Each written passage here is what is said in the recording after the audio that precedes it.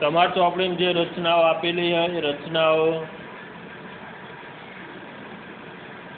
આ રીતે જોવા મળશે 8માં. બરાબર, કેવી રીતે દોરવાની આપણે એ શીખવાડી હતી. તમે આ રીતે કોમ્પ્યુટરની મદદથી એક વખત રિવિઝન બી કરી શકો. આપણે શીખવાડી હતી.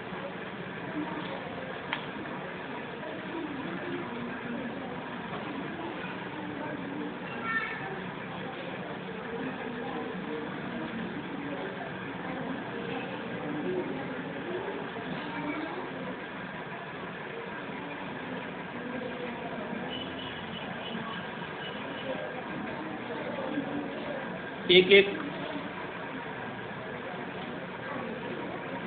ટોટલ 8 રચનાઓ આપણે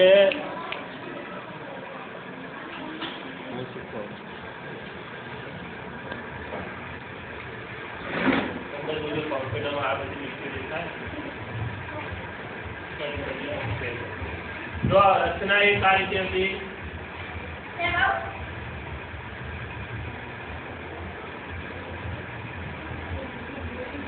રચના 2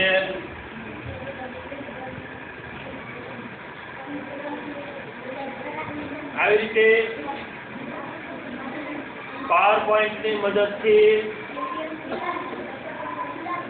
તમે દોરી શકો કોમ્પ્યુટરમાં. બરાબર, આ ધોરણ 8ની રચનાઓ પાટિયામાં આપણે દોરીથી જે રીતે આપણે પીપીટીની મદદથી કોમ્પ્યુટરમાં તમે રિવિઝનની મદદથી દોરી આપણે જોયું હતું કે આ રીતે ચાપ દોરવાનો. આ ચાપનું નામ ક્યુ આપવાનું.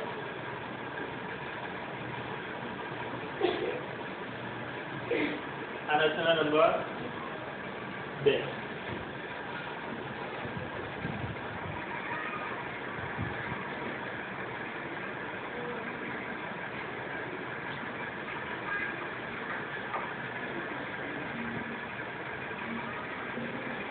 રચના નંબર 3 આ રીતે રેખાખંડ પીક્યુ લેવાનો. 6 સેન્ટીમીટરનો હતો. અહીંથી ચાપ મારવાનો મૂળ લઈ ઉપર નીચે. બરાબર, જો આ ચાપ તરીકેની મદદથી આ ચાપ આપણે શીખ્યા.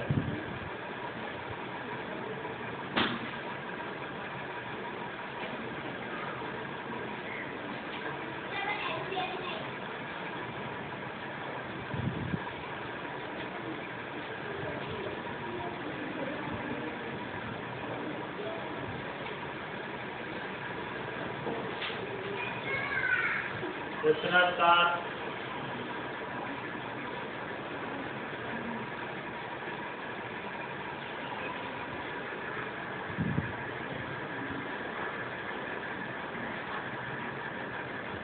આ રીતે સાઈડનો ખૂણો બનાવવાનો છે. બરાબર, આ રીતે રચના 6 120નો ખૂણો બનાવવાનો છે.